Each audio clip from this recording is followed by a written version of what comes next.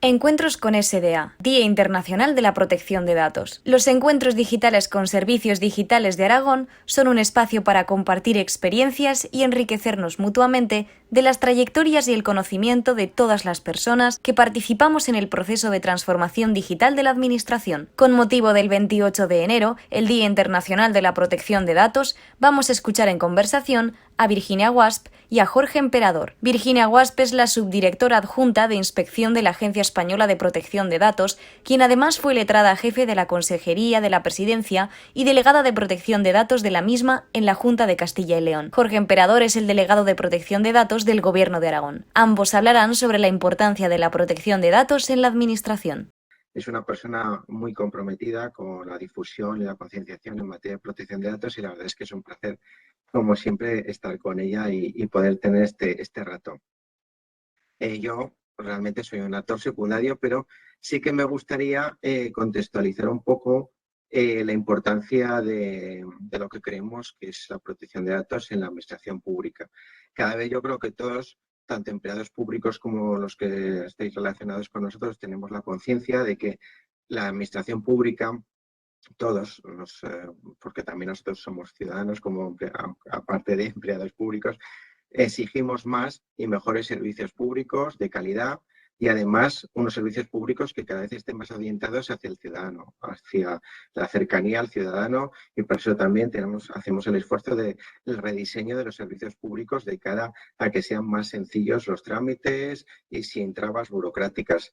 Y también cada vez más en esta sociedad digital la ciudadanía, todos tenemos la conciencia de que es cada vez más importante cómo se tratan nuestros datos de carácter personal, los nuestros, los de nuestros familiares, los de la gente más cercana. Por eso, bueno, Virginia, tú que aparte de estar trabajando en una administración pública, has sido delegada de protección de datos y por tanto conoces perfectamente el tema. Ahora estás en la agencia como garante de este derecho fundamental. ¿Tú cómo ves, cómo nos podrías definir los datos personales y este derecho fundamental?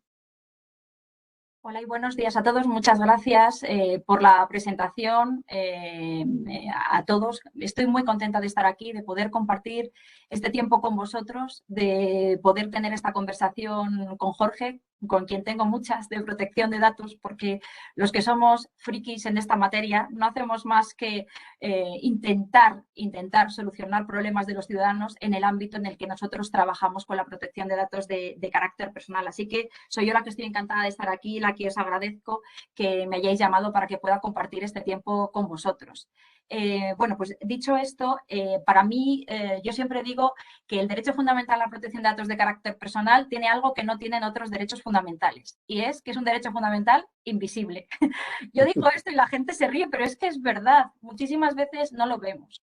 Y no lo vemos en un derecho fundamental que, obviamente, después de otros, pues como el de la vida, porque si no, no hay nada, es para mí, si no de los más, el más importante actualmente por todo lo que abarca y por todo lo que supone. Yo quería decir que el derecho fundamental a la protección de datos es un derecho que engloba muchísimas cosas de las que muchas veces no somos conscientes, pero que os advierto que si empezáis a verlas, vais a verlas por doquier, ¿no? Por ejemplo, no sé dónde estáis, pero donde hayáis entrado hay cámaras de videovigilancia en la comunidad de propietarios, en vuestro trabajo. ¿Las utiliza vuestro empleador simplemente para controlar la seguridad de los bienes y de las personas, o también para controlar lo que vosotros hacéis en el trabajo? El correo electrónico, ¿no?, que mandáis a través de los servidores, bueno, que cuando enviáis correos electrónicos de trabajo con información confidencial, los mandáis cifrados. Estos son medidas de seguridad. Y vuestro empleador puede ver con los medios que pone a vuestra disposición qué enviáis por correo electrónico. Esto es protección de datos de carácter personal. Los ficheros de solvencia crediticia, los llamados ficheros de morosos, protección de datos de carácter personal. La publicidad no deseada, el derecho a oponerse a no recibirla, esas llamadas continuas que todos hemos recibido, o spam, correos electrónicos, SMS. No sé si sabéis lo que es la lista Robinson, si no, os animo a verla y a apuntaros para no recibir publicidad si es que no la queréis recibir. El derecho al olvido, ¿no? Por ejemplo, también, no lo sé, los datos tributarios, las redes sociales, los datos biométricos, la utilización de la huella dactilar para entrar en el gimnasio, para fichar, los wearables, ¿no? Todas estas cosas que van pegadas a nosotros, como estos relojes inteligentes que saben nuestra tensión, a cómo bombea nuestro corazón y que no sabemos muy bien, pregunto, alguno igual sí que lo sabe, a dónde van esos datos de carácter personal. Entonces, todo esto y mucho más es dato de carácter personal, todo esto y mucho más son tratamientos de datos de carácter personal, todo esto y mucho más es protección de datos de carácter personal y nos toca a todos, desde el punto de vista personal, como bien decía Jorge, en esa doble dualidad que tenemos, porque somos a la vez empleados públicos, pero somos ciudadanos, desde el punto de vista personal, porque todos somos titulares del derecho fundamental a la protección de datos y nos vemos afectados por el mismo, y a nivel profesional, porque nosotros formamos parte de la administración pública.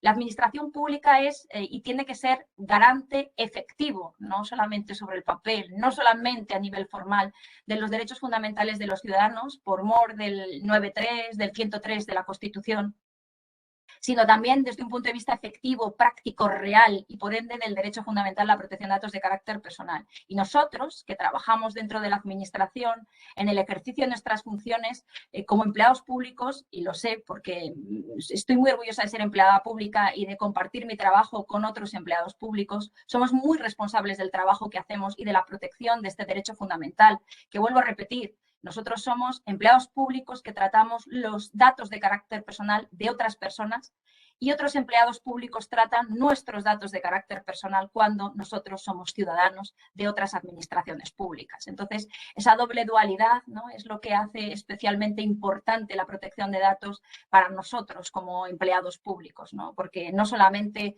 nosotros somos ciudadanos, sino que trabajamos con los datos de carácter personal de otras personas, ¿no? Y sí, dime, Jorge. Sí, no, y sobre todo, esto que estabas diciendo, que además cada día con datos de carácter especial, porque cada vez estamos tratando, bueno, en una administración pública como una comunidad autónoma, pues estamos educación, sanidad, servicios sociales y al final tratamos de una forma masiva muchísimos datos de carácter personal. Muchas veces, incluso yo creo que no terminamos de tener esa perspectiva de eso, de que son datos de especial protección.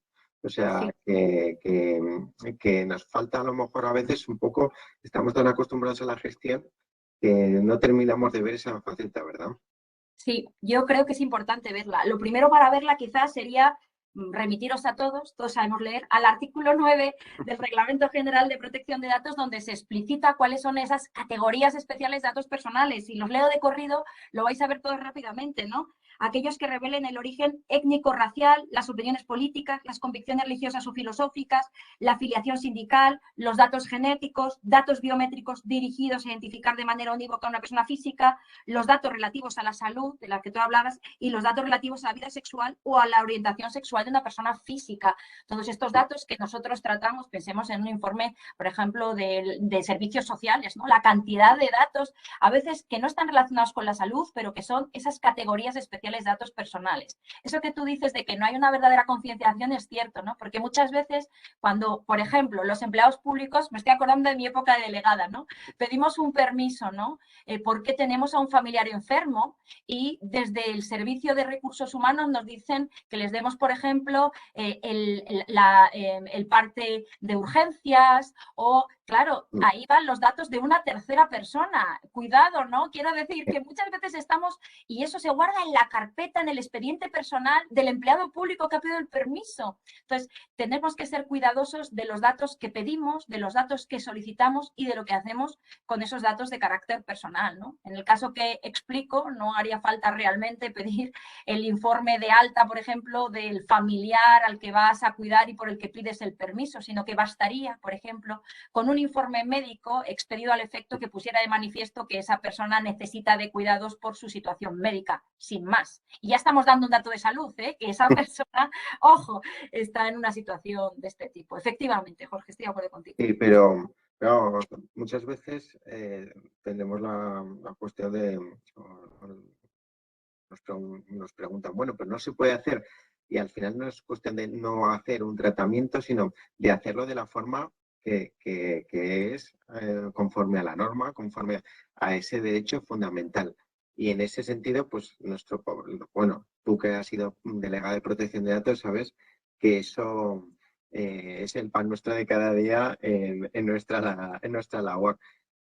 Aprovechando precisamente esa experiencia que tú tienes como delegada de protección de datos y ahora relacionada con las delegadas de protección de datos en la Agencia Española de Protección de Datos, sí que me gustaría un poco que nos pudieses valorar y explicar tu experiencia en ambos lados del río. Bueno, yo no sé si decir en ambos lados. Yo no sé si son dos lados del río o todos estábamos en el mismo barco, porque al final yo quiero decir dos cosas, ¿no? La primera es que la Agencia Española de Protección de Datos, que es una autoridad independiente, una autoridad de control de las del Reglamento General de Protección de Datos, es un garante del derecho fundamental a protección de datos de carácter personal. Voy a empezar por ahí, diciendo que ahora mi trabajo es tremendamente gratificante porque uno hace cosas donde se siente verdaderamente un servidor público, ¿no? Porque resuelve los problemas de los ciudadanos de una manera inmediata y directa y donde uno trabaja de verdad para solventar problemas reales y evitar que vuelvan a pasar, ¿no? Pero yo diría que el delegado de protección de datos no está al otro lado del río, como te decía, sino en el mismo barco, porque el delegado de protección de datos, tú que lo eres, no deja de ser un garante del derecho fundamental dentro de la administración, ¿no? Como hemos hablado muchas veces, el delegado de protección de datos es una figura que se ha importado al reglamento, pero se ha exportado de Alemania y de otros países de la Unión Europea por su buen funcionamiento, ¿no? La anterior directiva lo preveía de una forma indirecta, pero bueno, en España no se plasmó, ¿no? En la anterior Ley Orgánica de Protección de Datos. Y el delegado de protección de datos garantiza ese derecho fundamental dentro de la administración. Por eso se ha establecido obligatoriamente que en las administraciones públicas tenga que haber un delegado, para que éste actúe asesorando al responsable, supervisando la gestión y la aplicación del reglamento, auxiliando a los empleados públicos, porque se sabe de la importancia de la materia y se sabe de que se precisa de una persona con conocimientos especializados para que lo lleve a cabo. Vamos a pensar un segundo de los derechos fundamentales que hay, ¿cuántos tienen un delegado o un comisionado para proteger el mismo? Pues yo creo que salvo el delegado de prevención de riesgos laborales, no hay mucho más dentro de una organización que sea con carácter obligatorio, ¿no? Las funciones que realiza el delegado son importantísimas y yo creo que hay que ponerlas en valor, ¿no? Especialmente por, yo que he sido delegada, la soledad que muchas veces tienes porque eres la persona incómoda que, como bien decía Jorge, dices eso de, pero esto así no se puede hacer. Ojo que no decimos esto no se puede hacer, sino esto así no se puede hacer, que es una cosa distinta. Y a mí me gustaría desde aquí, ¿no? Bueno, pediros pues que cuando tengáis cualquier cuestión relativa a la protección de datos de carácter personal, que consultéis con el delegado, por favor, porque el enfoque que tiene el reglamento es preventivo, ¿no? Es de prevención de riesgos, es decir, vamos a ver cuáles son los riesgos en este tratamiento de datos de carácter personal, vamos a ver qué medidas implementamos para evitarlos y de qué manera podemos realizar el tratamiento. Es decir, no se puede hacer, sino vamos a evitar los riesgos y que no se materialicen. Esto no es lo haces y no pagas. Y si me permites, además, a ser posible en o sea, en el diseño, porque esa también es una buena pregunta siempre de ¿por qué no me has avisado antes? Entonces, si lo hubiéramos hecho desde el principio hubiera sido más fácil. Entonces, bueno, pues la verdad es que yo creo que esa labor también es sencilla. Que, por cierto, me alegro que digas lo del mismo barco, porque eso, como a veces nos sentimos, y todos los delegados de protección de datos que nos estén escuchando, tendrán la misma sensación, nos sentimos en esa soledad que comentabas, pues bueno, cuanto mayor consistencia tengamos y mayor apoyo entre todos, pues mucho mejor, pero sí que ese desde el diseño, ¿verdad? Y por defecto también es importante que se tenga. Es importantísimo. De hecho, la Agencia Española de Protección de Datos recientemente ha impuesto varias sanciones en relación por la falta de privacidad desde el diseño y por defecto. Es decir, es que esto no es lo de antes, ¿no? Lo que estaba comentando. Resulta que hago lo que sea, o sea, no incumplir ya no será suficiente, hay que cumplir, dice la agencia, ¿no? Y entonces hay que diseñar. Yo creo que todos los que somos o hemos sido delegados de protección de datos nos hemos encontrado con la típica situación de mírame esto que mañana sale en el boletín. Y entonces eso no es así. O te lo encuentras tú en el boletín. Sí, también pasa, ¿no? Pero eso no es privacidad desde el diseño, ¿no? Y luego tenemos un problema y a ver qué hacemos. Lo que hay que hacer es evitar los problemas. Esa es la grandeza del reglamento, que lo que tiende es, desde el enfoque de riesgos, a evitar problemas y a evitar que los daños lleguen a materializarse en los derechos de los ciudadanos. El sistema, en realidad, es perfecto en ese sentido, ¿no? Lo único que tenemos que hacer es...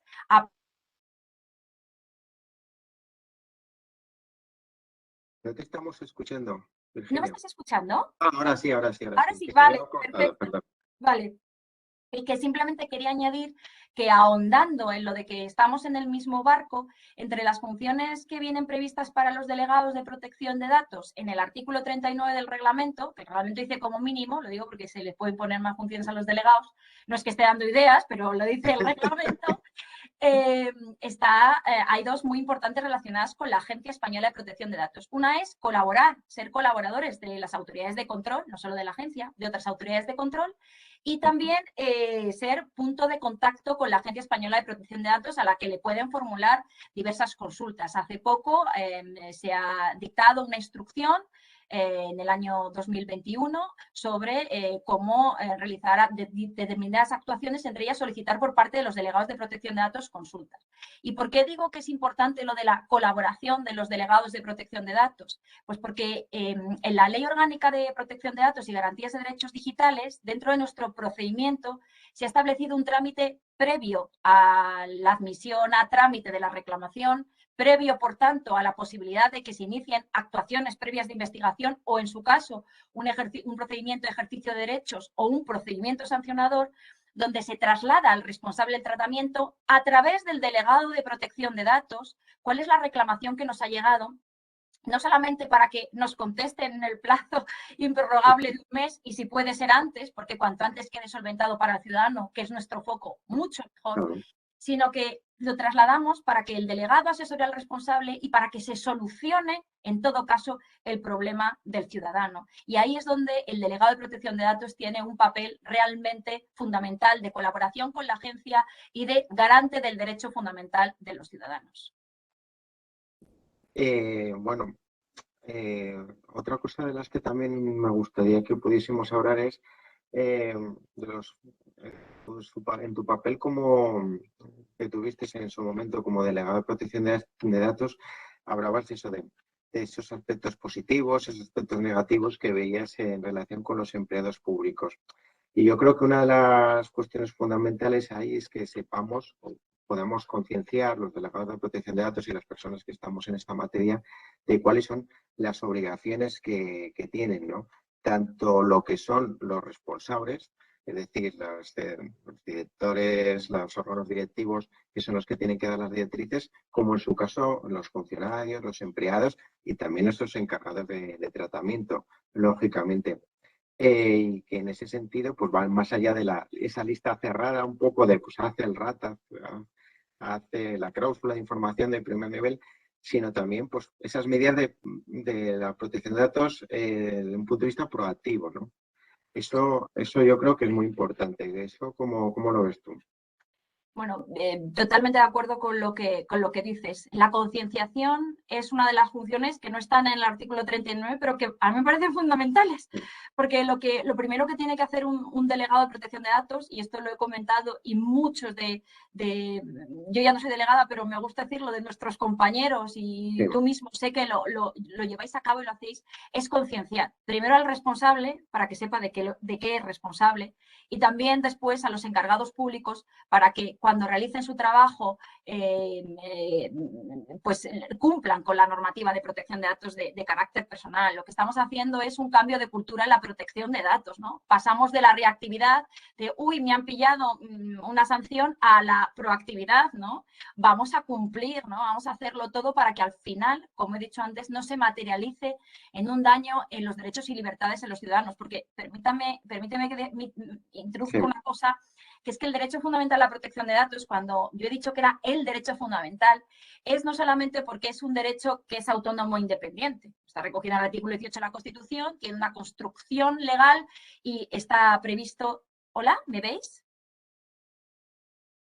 No sé, ¿me Sí, oís? Sí que te vemos y te oímos, Virginia, perdona.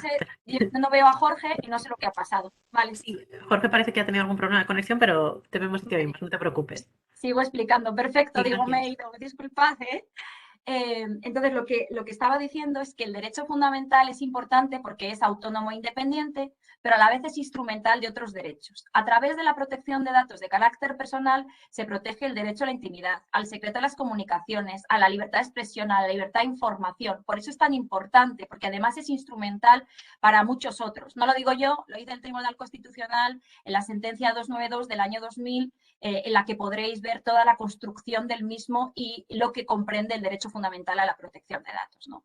Es decir, dicho esto, y retomando lo relativo a la concienciación, lo más importante es que se tenga conciencia, que se sepa exactamente qué comprende este derecho fundamental y qué es lo que nos estamos jugando en el mismo, ¿no? Entonces, me gustaría empezar por la propia responsabilidad del responsable del tratamiento, ¿no? Porque como yo siempre digo, nosotros, por ejemplo, la Agencia Española de Protección de Datos, no sancionamos a empleados públicos por incumplimiento de la normativa de protección de datos, sino al responsable del tratamiento, ¿vale? Solo hay una posibilidad, que es la del 77.3 de la Ley Orgánica de Protección de Datos y Garantía de Derechos Digitales, en la que cuando la agencia aprecie que una autoridad pública, en determinadas circunstancias, o un empleado público, con sus actuaciones ha podido producir esa vulneración del ordenamiento jurídico en materia de protección de datos, se lo comunicará al órgano competente, obviamente a la administración de la que dependa, en este caso es empleado público, para que en su caso decida lo que corresponda respecto de la infracción administrativa de naturaleza disciplinaria que pudiera corresponder. Pero nosotros sancionamos a los responsables y a los encargados del tratamiento en los términos del artículo 70 de la Ley Orgánica de Protección de Datos y Garantía de Derechos Digitales. Entonces, en relación con los empleados públicos, el responsable del tratamiento tiene una serie de obligaciones que a mí me parecen muy importantes y que parten de la responsabilidad proactiva. Es verdad que el delegado tiene que concienciar, pero el empleador, el responsable del tratamiento, tiene que hacer varias cosas. La primera es formar a sus empleados en protección de datos, ¿vale? Hay que formarles, que sepan que es un dato de carácter personal, cuando vean algo que no saben si es un dato de salud, que sepan efectivamente si lo es o no lo es, que les formen sobre la materia. Pero no tiene que acabar ahí, sino que además les tiene que dar instrucciones claras, precisas y sencillas sobre las medidas de seguridad que tienen que adoptar durante el ejercicio de sus funciones, qué tienen que hacer cuando perciban que se ha producido una brecha de seguridad, a quién se tienen que dirigir, y eso es fundamental. Muchas veces digo, ¿cómo nos van a abrir a los empleados públicos un expediente disciplinario si nadie nos ha explicado lo que tenemos que hacer? El responsable de tratamiento tiene que mostrar, incluso en determinadas ocasiones y con restricciones, ¿no?, el registro de actividades de tratamiento a sus empleados para que sepan por qué razón están tratando los datos de carácter personal y por qué no pueden, por ejemplo, tomar los datos relativos a un tratamiento, sacarlos y utilizarlos en otro expediente que es relativo a otro tratamiento distinto de datos de carácter personal. Y eso le corresponde al responsable del tratamiento. Más, añadiré, poner en conocimiento de los empleados públicos quién es el delegado de protección de datos. Yo lanzo, como no me podéis responder, una pregunta al aire, ¿no?, que es ¿cuántos de vosotros, separando a los delegados, obviamente, sabéis quién es vuestro delegado de protección de datos en vuestra administración? Si no lo sabéis, ya lo estáis buscando, pero la culpa no es vuestra. Eso es importante y perdonad porque estoy teniendo un problema con la cámara y por eso no me estáis viendo, pero vamos, eso yo creo que es fundamental, que todo el mundo sepa cuál es su delegado, la unidad de apoyo correspondiente y, por supuesto, la unidad de protección de datos, en nuestro caso, el Gobierno de Aragón, y sobre todo que lo sepa y que hable con él. Y cuanto antes mejor, de forma previa. O sea, que eso sí, que eso sería muy bueno. O sea, que bueno, que todo el mundo lo conozca. Si queréis, os interrumpo. Sí. Perdona, os interrumpo un segundo porque nos formulaban una pregunta desde la audiencia, entre que Jorge vuelve, y no sé si puede volver con su cámara o no. Me preguntaba Virginia, ¿se puede entender indirectamente que la concienciación quedaría recogida en el 39.1a? Pone ahí informar y asesorar al responsable o al encargado del tratamiento y a los empleados que se ocupen del tratamiento de las obligaciones que les incumben en virtud del presente reglamento y de otras disposiciones de protección de datos de la Unión o de los Estados miembros.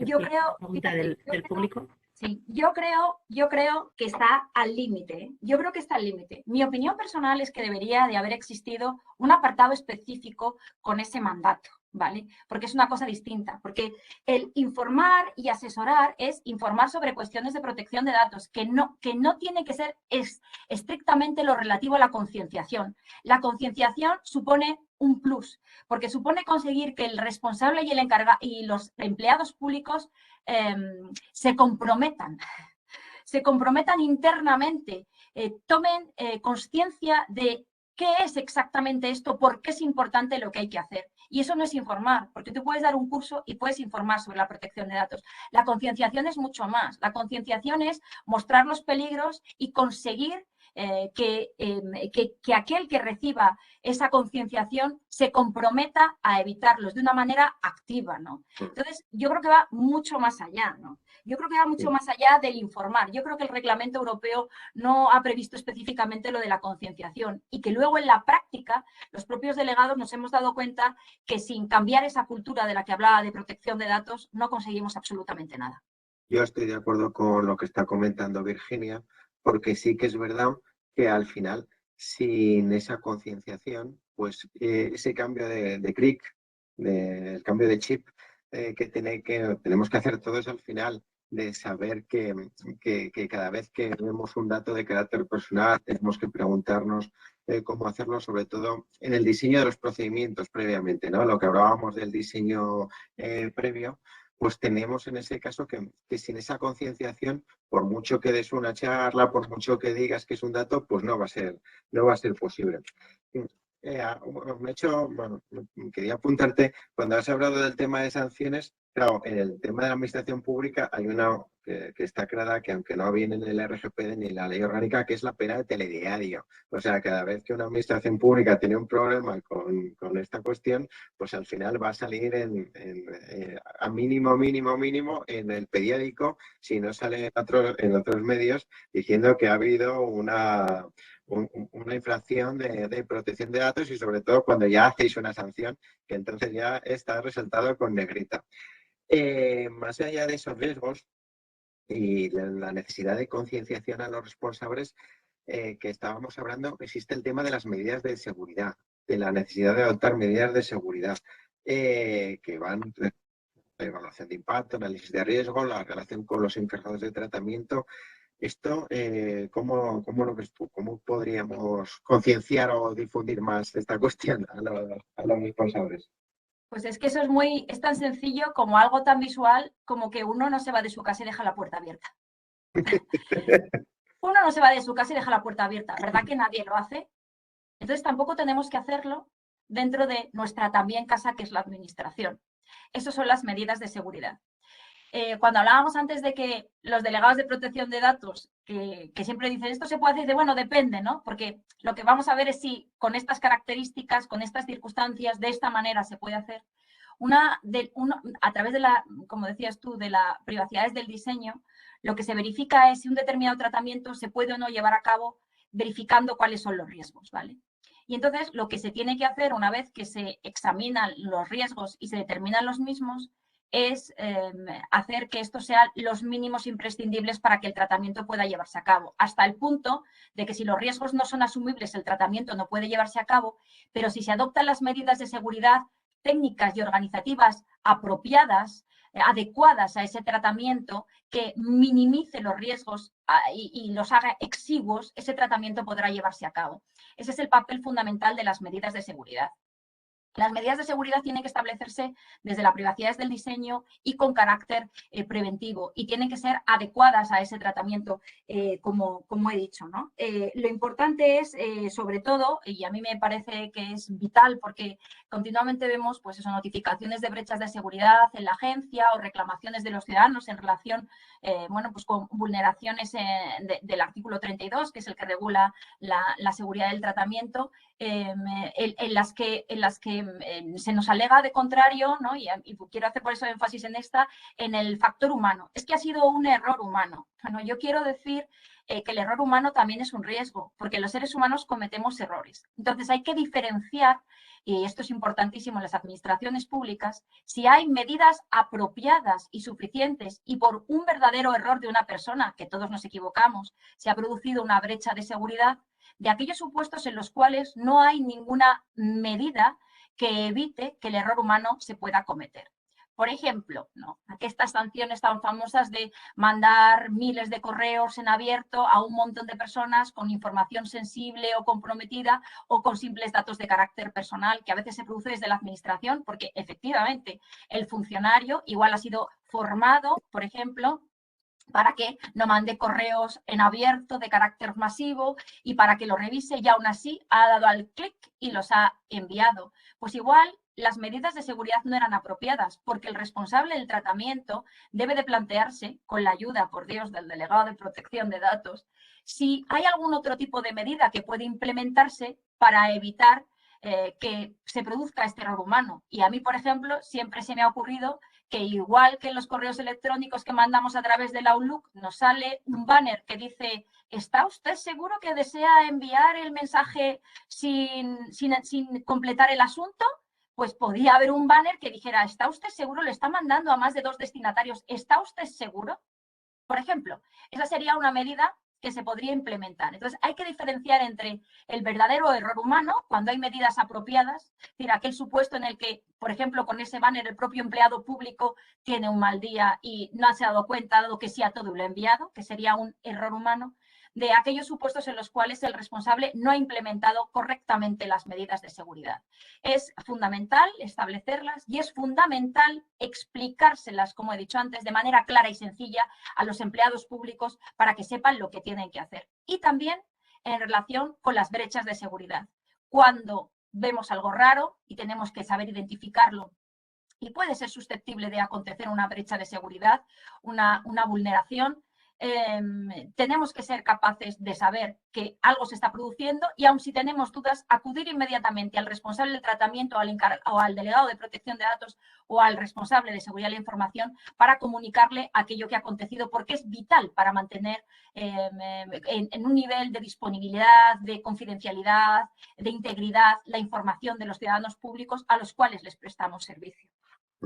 En esto, las medidas de seguridad y sobre todo para evitar estas brechas y estos problemas que comentabas, yo creo que sí que es fundamental la cuestión de que nos concienciemos nuevamente y que sepamos concienciar de la necesidad de hacer los análisis de riesgo y evaluación de impacto. Es decir, existe la lista de los obligatorios, cada vez además mayor, porque cada vez las administraciones públicas, en nuestro caso, hacemos un tratamiento de datos pues, con nuevas tecnologías, que es muy positivo, o sea, que cada vez estemos intentando mejorar los servicios públicos con nuevos tratamientos, nuevas tecnologías, pero que eso requiere, abogando también por ese tema del diseño, desde el diseño, que lo hagamos haciendo un análisis previo de los riesgos, ¿no? O sea, eso yo creo que es fundamental. Vamos a ver, una de las cosas más importantes de la responsabilidad proactiva, que se plasma así por primera vez en el reglamento, no solamente que el responsable del tratamiento o el encargado del tratamiento tengan que cumplir, sino que tienen que ser capaces de demostrarlo.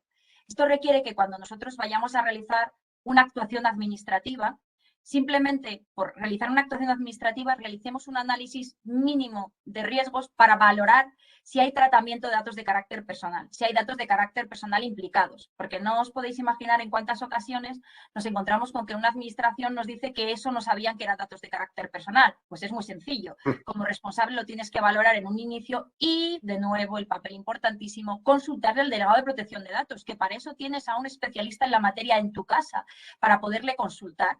Una vez que el tratamiento de datos de carácter personal efectivamente tiene datos de carácter personal, es necesario hacer un pequeño análisis, de nuevo, documentado siempre, ¿no? Documentar, que es la responsabilidad proactiva, sobre si puede haber un nivel de riesgos tal en ese tratamiento que requiera la realización de una evaluación de impacto de protección de datos, ¿no? Y en tal caso, si esto es que no, se tiene que documentar por qué no, y si es que sí, se tiene que realizar la evaluación de impacto. De nuevo, con 2 fundamentos importantes respecto al delegado de protección de datos. Él tiene que valorar y ayudar a valorar si debe llevarse a cabo la evaluación de impacto y tiene que supervisar su cumplimiento, ¿no? El papel del delegado, como veis, es como el de un metiche, ¿no? Porque está o tiene que estar en todas las salsas para ayudar realmente al responsable a hacer correctamente su trabajo y, de nuevo, a proteger los derechos y las libertades de los ciudadanos cuyos datos personales estamos tratando. Por supuestísimo, nosotros a veces nos hemos encontrado, desgraciadamente, con que han hecho la evaluación de impacto, pero después de llevar a cabo el tratamiento. Entonces, ¿eso para qué sirve? Porque el derecho tiene que servir para algo, ¿no?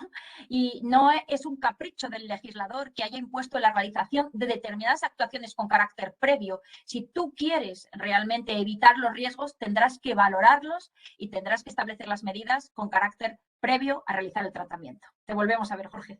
Sí, sí, muchas gracias que me han ayudado y al final hemos conseguido, pues sí, bueno, la verdad es que como no, me alegro mucho de todas estas cuestiones que estáis comentando por bueno, que en esta labor de concienciación que estamos diciendo en todo momento, pues que estas cosas vayan colando poco a poco y que además que nuestra labor como delegados es simplemente ayudar y que los servicios funcionen adecuadamente y correctamente, garantizando un derecho fundamental de los ciudadanos. En ese sentido, todas estas cosas que muchas veces pueden parecer papeleo, burocracia, cumplimiento normativo del papel que tiene que jugar el delegado, pues bueno, pues al final es todo ahonda en eso, en que lo que queremos es que todo sea pues correcto, pero sobre todo por el bien de los datos de todos, que al final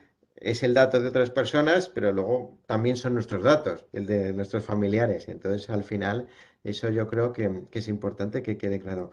Y de todas formas, antes no quería tampoco que terminase en nuestra conversación sin que comentases un poco, que has hecho ya alguna referencia, el tema de las resoluciones importantes de la Agencia Española de Protección de Datos, porque es verdad que en un mundo cada vez más digital, que cada vez tenemos unos tratamientos que parecían hasta hace 4 días tratamientos del futuro, pues verdaderamente hay resoluciones que parecen un poco de película. Entonces hay casi una mezcla entre Minority Report y 50 sombras de Grey. O Pues, sea, pues, pues voy a poner un ejemplo de cada una de ellas, fíjate. Hay un ejemplo de cada una de ellas, ¿no? De las 50 sombras de Grey, bueno, me estoy riendo, pero en cuanto la expliqué me voy a dejar de reír porque, perdonad, pero la situación no sí, tiene ninguna gracia, ¿no?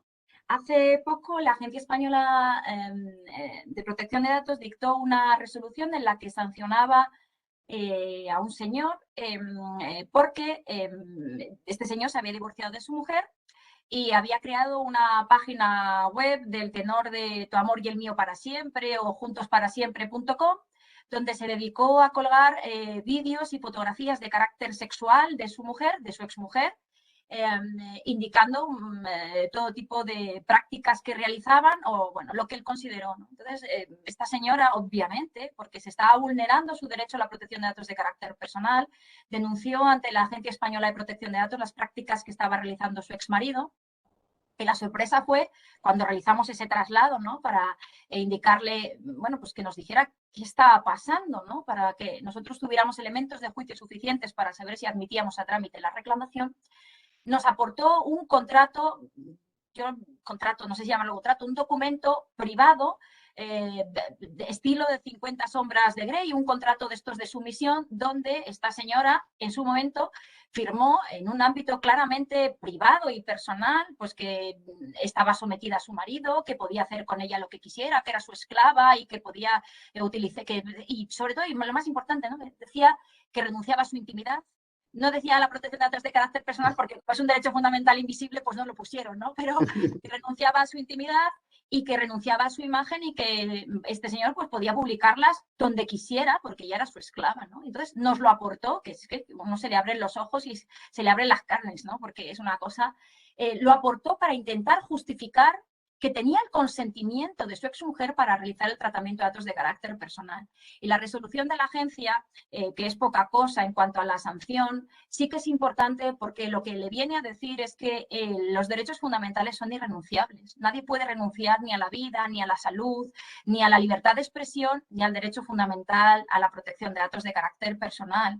Y que, por lo tanto, ese documento privado que habían suscrito no supone para nada ningún tipo de consentimiento, porque porque está elaborado sobre la base de algo que no forma parte del comercio de los hombres. No se puede contratar sobre las cuestiones del Código Civil que no forman parte del comercio de los hombres, como son los derechos fundamentales, que vienen de la dignidad de la persona, como establece el artículo 10 de la Constitución española. Entonces, es muy interesante esa resolución por ello, porque estableció un límite. Sobre esto usted no puede comerciar, ¿no? La dignidad de la persona es irrenunciable y por ende el derecho fundamental a la protección de datos.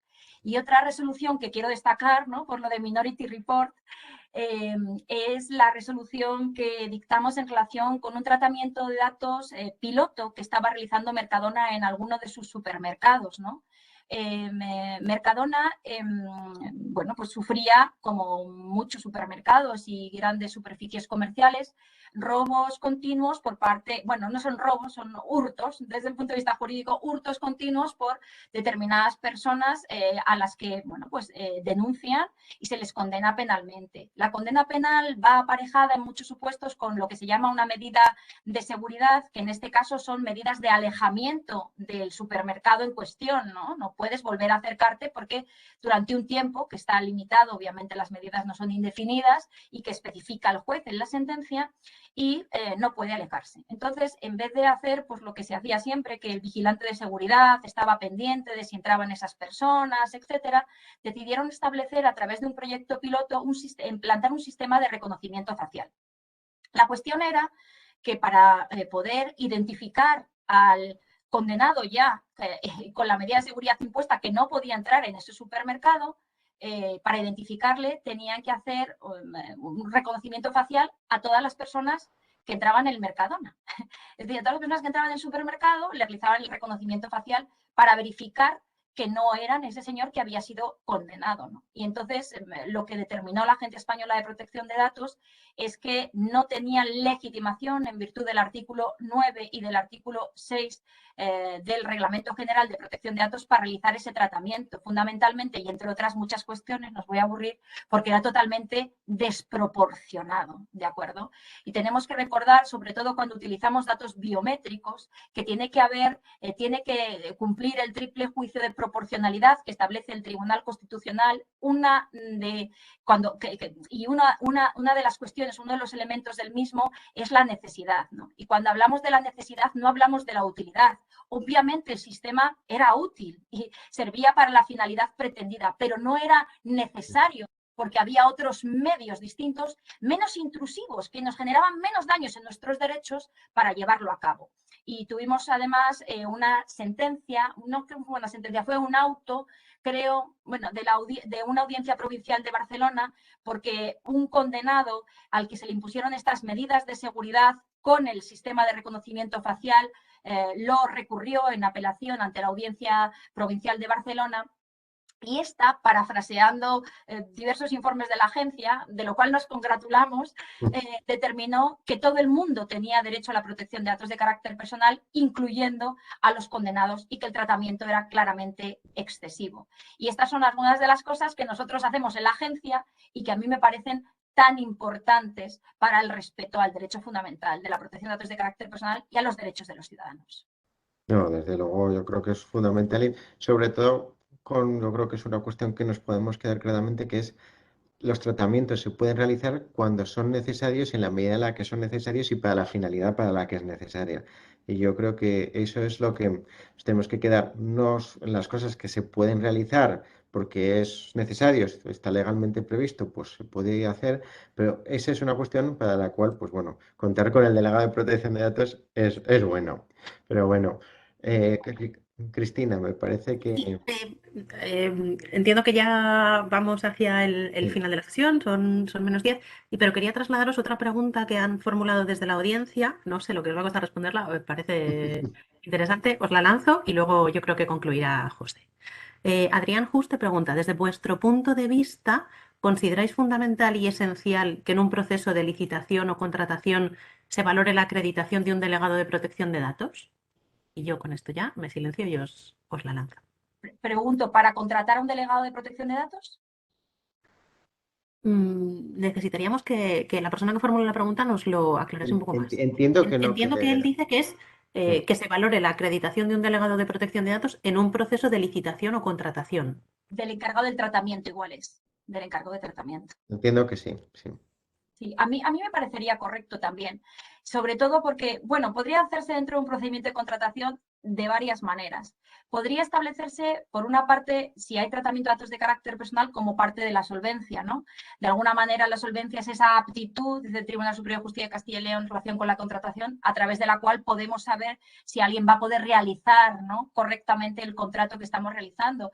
Y podría pedirse, por ejemplo, es buena idea también, ¿no?, si eso, la aptitud a través de una certificación del delegado de protección de datos, si lo tiene. Y si, por ejemplo, ese encargado del tratamiento no tuviera que tenerlo porque no se encuentra en ninguno de los supuestos obligatorios del artículo 37.1 del Reglamento General de Protección de Datos, se podría plantear como una mejora, entre comillas, a los efectos de dar mayor puntuación, ¿no? Es decir, si vamos a llevar a cabo un tratamiento de protección de datos, quizás el hecho de tener un delegado pueda favorecer y mejorar el cumplimiento del servicio que vamos a contratar y se podría puntuar de alguna manera.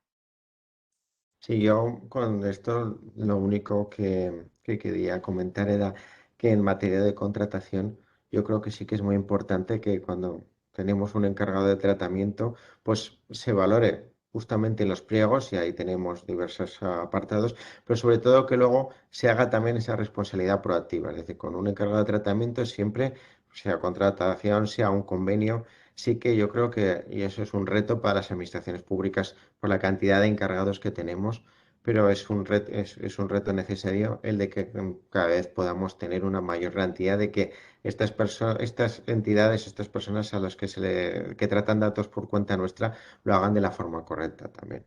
Si me dejas añadir una cosa y ya termino porque yo no hago Puesto. más que hablar.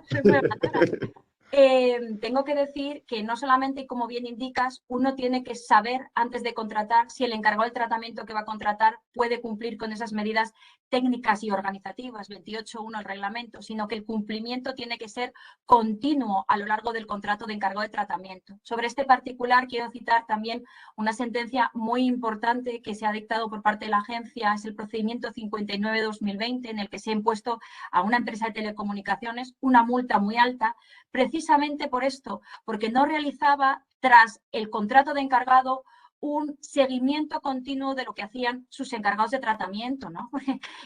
Yo quiero decir que cuando tú tienes un encargado de tratamiento, el tratamiento de datos no sale de tu ámbito de responsabilidad, ¿vale? Es como si lo hicieras tú mismo, pero a través de otra persona. Con lo cual, si lo haces tú mismo, tendrás que vigilar tú mismo lo que tú haces, ¿no? Y entonces me parece que esto es una cuestión que tenemos que responsabilizarnos. Por ejemplo, en contratación administrativa se me acaba de ocurrir que hay una figura que es el responsable del contrato, que viene establecido en la ley de contratos del sector público, que puede servir también para esta finalidad. Igual que revisa otras cuestiones del contrato, debería revisar la protección de datos de carácter personal y si está llevando a cabo. No obstante, puede haber cláusulas específicas en el contrato que prevean cómo se puede llevar a cabo esta revisión continua, con auditorías, con entrega de documentación por parte del encargado del tratamiento, como podría ser el RAT, si modifican cualquier cosa, etcétera.